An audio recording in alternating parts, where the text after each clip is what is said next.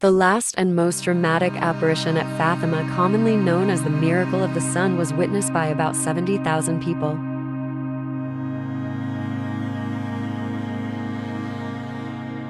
Some say about 100,000. This crowd was considered amazing, since Fatima is 90 miles overland from Lisbon, and there were no means of public transportation.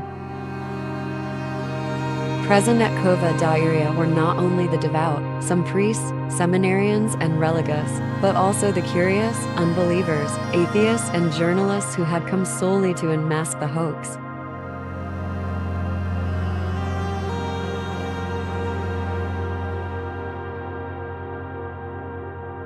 Everyone was soaked from the heavy rain that fell ceaselessly right up to the moment of the apparition.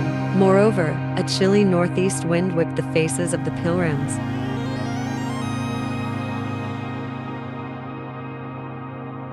The children left home quite early, expecting that they would be delayed along the way. Lucia's mother, who by that time started to believe in the apparitions, walked beside her daughter, with tears running down her cheeks, and saying, "If my daughter is going to die, I want to die too," at her side.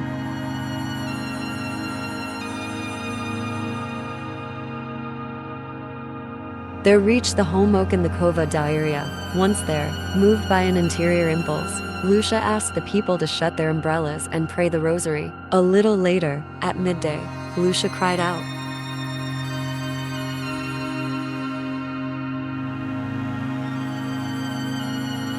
"Silence, be quiet, Our Lady is coming." At the moment, there was a flash of light, and then Our Lady appeared on the home oak tree.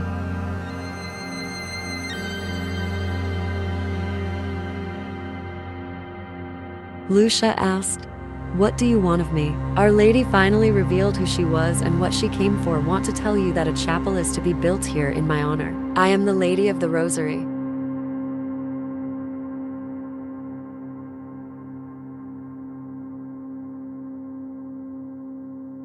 Continue always to pray the rosary every day. The war is going to end, and the soldiers will soon return to their homes. Immediately Lucia said, "I have many things to ask you, the cure of some sick persons, the conversion of sinners, and other things." Our Lady stressed, "Some, yes, but not others. They must amend their lives and ask forgivenesses for their sins."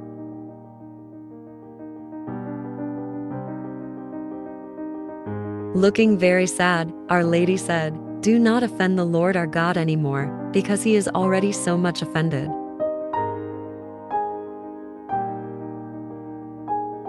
Then, opening her hands, Our Lady made them reflect on the sun, and as she ascended, the reflection of her own light continued to be projected on the sun itself.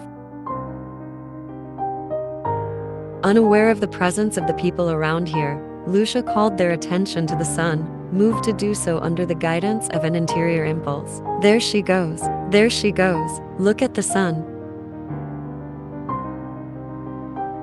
The Promised Visions, October 13, 1917.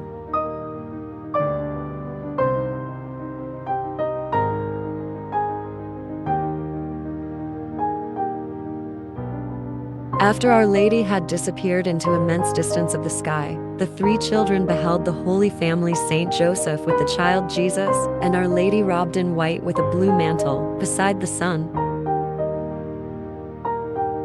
Saint Joseph and the child Jesus appeared to bless the world, for they traced the sign of the cross with their hands.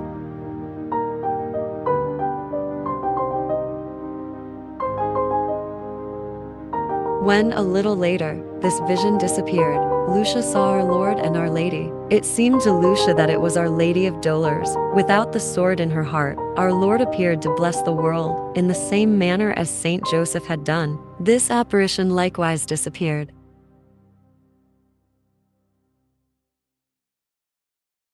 Once more Lucia saw Our Lady with something falling from her hand. It resembled Our Lady at Carmel.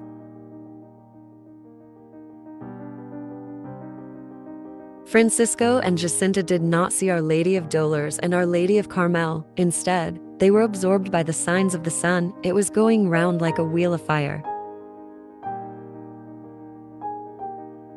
The Miracle of the Sun, October 13, 1917.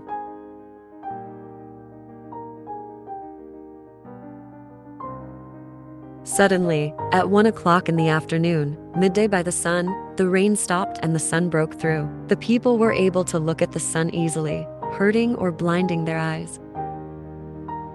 The sun shot rays in different directions and painted everything: the trees, the people, the air, and the ground in different colors: yellow, blue, white, other. Twice, the sun seemed to send out rays of refulgent heat, which obliged the people to look away.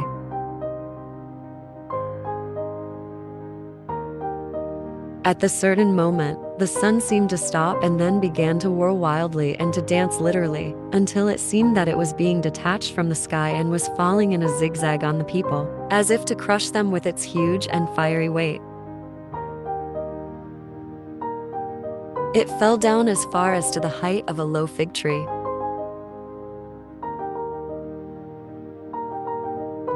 The sensation during those moments was terrible. Many cried out, "We shall be killed! We shall be killed!" Others called to Our Lady to save them and recited acts of contrition. Some began to confess their sins aloud, saying that they had done this and that.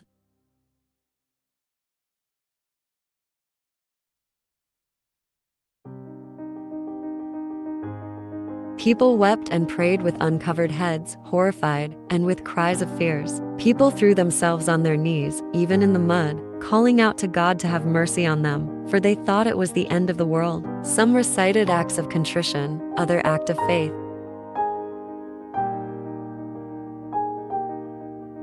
At last, after 10 minutes, the sun swerved back to its orbit and rested in the sky. Everyone gave a sign of relief. Cries of "Miracle, miracle" were heard. Yes, the miracle had taken place, and it was seen not only by the simple and humble, but by the whole multitude, some 70,000 people.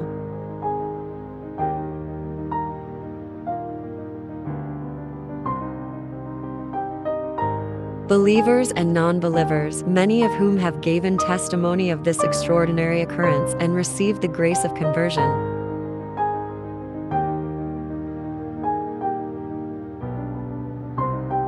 After the solar phenomenon, another prodigy inexplicable by natural means took place. The people who had been soaked by the rain found themselves suddenly and completely dry.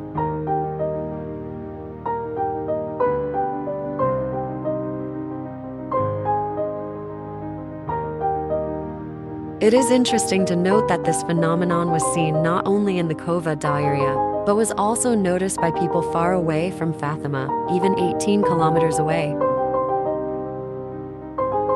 This stupendous phenomenon was not registered in any observatory in the world, a fact which proved it to have been supernatural.